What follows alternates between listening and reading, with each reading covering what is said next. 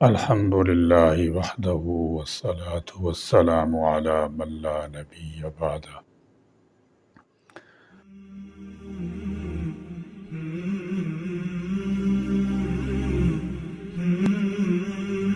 اساتذہ قوم کے معمار ہوتے ہیں۔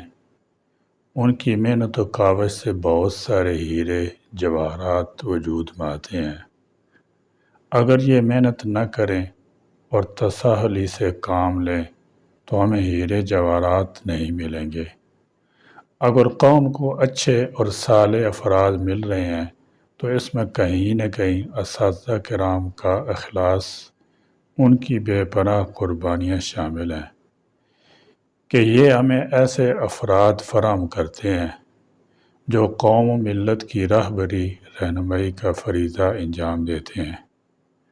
اگر یہ اساتذہ نہ رہیں یا انہیں مجبور لاچار کر دیا جائے تو ہمیں اچھے اور بہتر معمار سے ہاتھ دھونا پڑے گا، جو کہ کسی بھی صورت میں صحیح نہیں ہوگا۔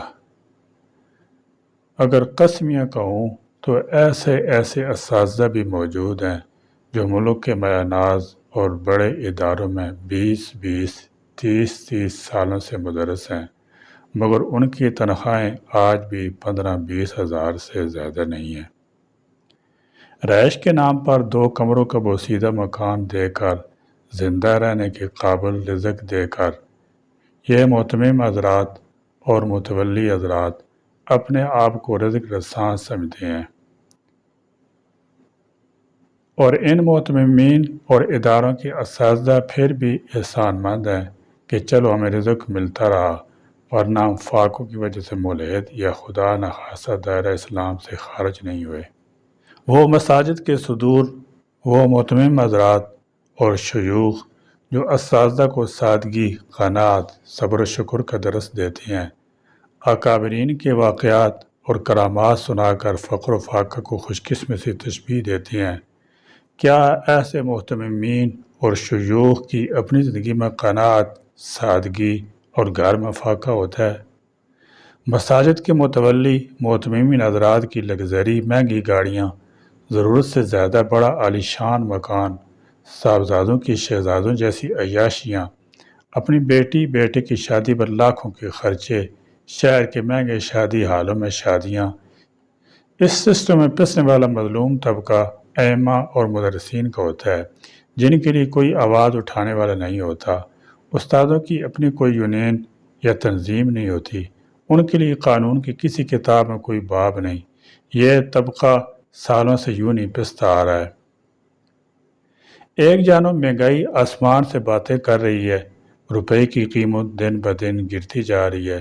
ایک زمانہ وہ بھی تھا کہ انسان چاندی روپوں میں گزر بسر کر لیا کرتا تھا۔ باقی اخراجات کو چھوڑیں، ان 2-3 سالوں سے بجلی کے بلوں کی لے لیں، ہر گھر کا بجلی کا بل 10-12 ہزار سے کم نہیں ہے۔ میرے اپنے گھر کا بجلی کا بل مسلسل 10-15 ہزار کے درمیان آ رہا ہے۔ بہرکیف دور اعظم ایک متوسط درجے کے فرد کے لیے ضروریات زندگی کی تکمیل عقدہ لا ینحل بن چکا ہے۔ ایسے میں غور کرنے کی ضرورت ہے کہ جو ادنا شخص ہوگا وہ کیسے اپنے لیے 2 وقت کی روٹی مہیا کر سکے گا۔ مہنگائی کی روز افزوں بگڑتی صورتحال نے گھروں کے نگران افراد کو جھنجھوڑ کر رکھ دیا ہے، اور ضروریات زندگی کی تکمیل کے لیے انتھک جدوجہد کے باوجود کوئی سبیل نظر نہیں آتی۔ اس صورتحال کے باوجود جو علماء کرام، قراء اور ائمہ حضرات اپنے آپ کو قلیل تنخواہوں پر دینی خدمات سے وابستہ کیے ہوئے ہیں، مہنگائی کے اس دور میں دینی خدام کے لیے مشاہرہ تنخواہ کا کیا معیار ہونا چاہیے جس سے وہ اپنا گزر بسر کر سکیں، اور موجودہ معیار تنخواہ کیا ہے، اور نظام تنخواہ میں بے اعتدالی کے جو منفی اثرات مرتب ہو رہے ہیں اس پر کیسے قابو پایا جائے۔ جو حضرات کہتے ہیں کہ فقہ حنفی کی روح سے دینی خدمت پر اجرت درست نہیں، اکابر فقہاء احناف نے یہی مسئلہ لکھا ہے۔ یہ اس دور کی بات ہے جب علماء کی کفالت بیت المال سے ہوتی تھی۔ جب اسلامی نظام حکومت کے ساتھ بیت المال کا نظم ختم ہو گیا تو متاخرین فقہاء احناف نے دینی خدمت پر اجرت کو درست قرار دیا ہے۔ حضرت مفتی عبدالرحیم صاحب لاجپوری فتاوی رحیمیہ میں رقم دراز ہیں، جب مسجد کی آمدنی کافی ہے اور امام خطیب صاحب ماشاءاللہ مدت سے امامت کی خدمت انجام دے رہے ہیں، جمعہ کے دن بیان بھی کرتے ہیں، نیک و متقی بھی ہیں اور صاحب عیال بھی ہیں، تو متولیوں پر لازم ہے کہ ان کی تنخواہ میں گرانی کی پیش نظر رکھتے ہوئے اضافہ کریں۔ مسجد کی آمدنی ہونے کے باوجود امام صاحب گھریلو اخراجات کے مطابق تنخواہ نہ دینا ظلم عظیم ہے۔ ایک اور مقام پر ذمہ داران مساجد مدارس کو متنبع کرتے ہوئے لکھتے ہیں کہ مزدوری پوری نہ دینے کا مطلب صرف اتنا ہی نہیں کہ اس کی مزدوری کو مار لے اور پوری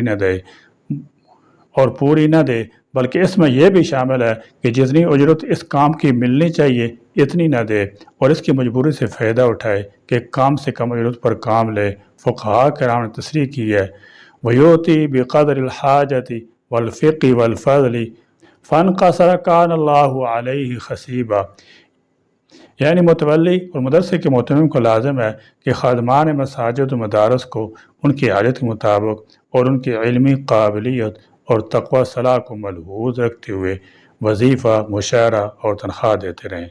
باوجود گنجائش کے کام دینا بری بات ہے اور متولی مہتمم خدا کے حضور جواب دہ ہوں گے۔ فتاوی رحیمیہ۔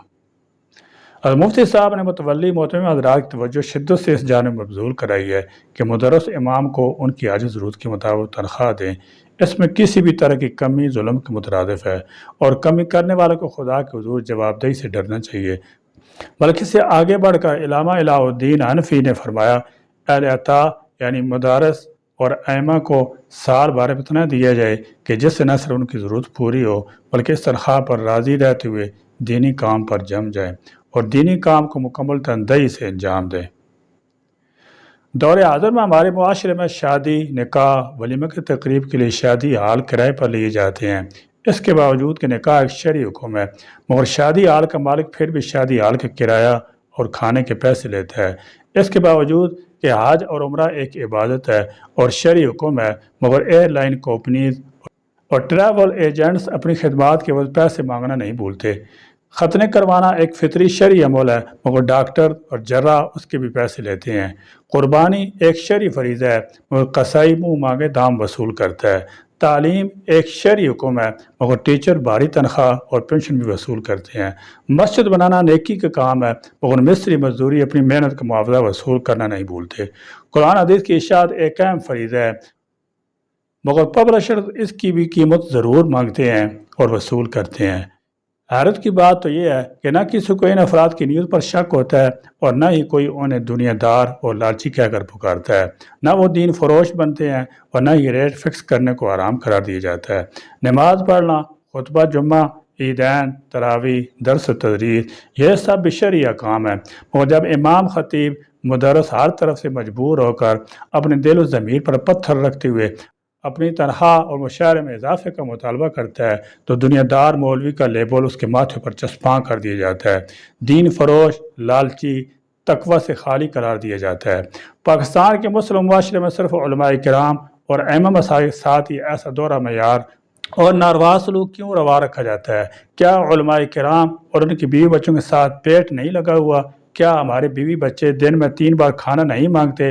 کیا ان کے مقدر میں اچھے پرائیویٹ سکولوں، کالجوں، یونیورسٹی میں تعلیم حاصل کر کے فوج کا جنرل، ڈاکٹر، انجینئر، پائلٹ اور بیوروکریٹ، بڑا سرکاری افسر بننا کیوں ممنوع کر دیا جاتا ہے؟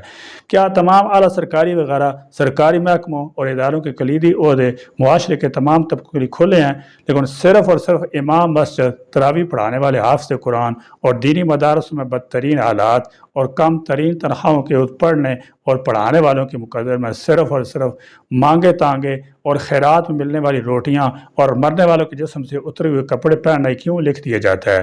مایوسی اور ہر سطح پر مسجد اور مدرسہ انتظامی کی غلامی کیوں لکھ دی جاتی ہے؟ کیا ہمارے لیے آسمان سے من سلوا اترتا ہے؟ کیا ہم اور ہمارے بیوی بچے بیمار نہیں ہوتے؟ کیا بڑھاپے میں ہماری کفالت حکومت کی ذمہ داری نہیں؟ وہ کون سے اسپتال ہیں جہاں علماء کرام، ائمہ کرام اور حافظ قرآن کا عزت آبرو کے ساتھ مفت علاج کیا جاتا ہے؟ ہماری ساری زندگی درس و تدریس میں گزر جاتی ہے، لیکن دین اسلام کی تدریس کرنے والوں اور عام لوگوں کو دین سکھانے والوں کو پینشن کی سہولت تو دور کی بات ہے، انہیں پیٹ بھرنے کے لیے 2 وقت کی روٹی کھانے کے پیسے بھی نہیں دیے جاتے۔ اور کوئی بیمار ہو جائے تو ہمیں صحت کارڈ کے ذریعے مفت علاج کی سہولت دینے والا کوئی نہیں ہوتا۔ میں یہ بات دعوے سے کہتا ہوں کہ اسلامی جمہوریہ پاکستان میں جتنے مفتی صاحبان، ائمہ کرام، حافظ قرآن اور قاری حضرات ہیں، کسی ایک کا بھی بیٹا SP افسر، اسپیشلسٹ ڈاکٹر، انجینئر، پائلٹ اور فوجی جرنیل نہیں بن سکا۔ اس کی وجہ کیا ہے؟ کیا ان بیچاروں کو اپنا اور اپنی بیوی بچوں کا پیٹ بھرنے کے لیے بھی اتنی تنخواہ نہیں دی جاتی کہ اپنا اور اپنے خاندان کی اچھی طرح کفالت کر سکیں اور اچھے تعلیمی اداروں میں اپنے بچوں کو پڑھا سکیں، ان کے تعلیمی اخراجات پورے کر سکیں؟ وہ بیچارے کھائیں گے کہاں سے اور پہنیں گے کہاں سے؟ اگر ان میں سے کوئی بیمار ہو جائے تو اپنا اور بیوی بچوں کا علاج کہاں سے کروائیں گے؟ ساری زندگی اندھیرے اور تنگ تاریک حجروں میں رہنا ان کا مقدر بنا دیا گیا ہے۔ وہ بیچارے اپنے گھر کا خواب بھی نہیں دیکھ سکتے۔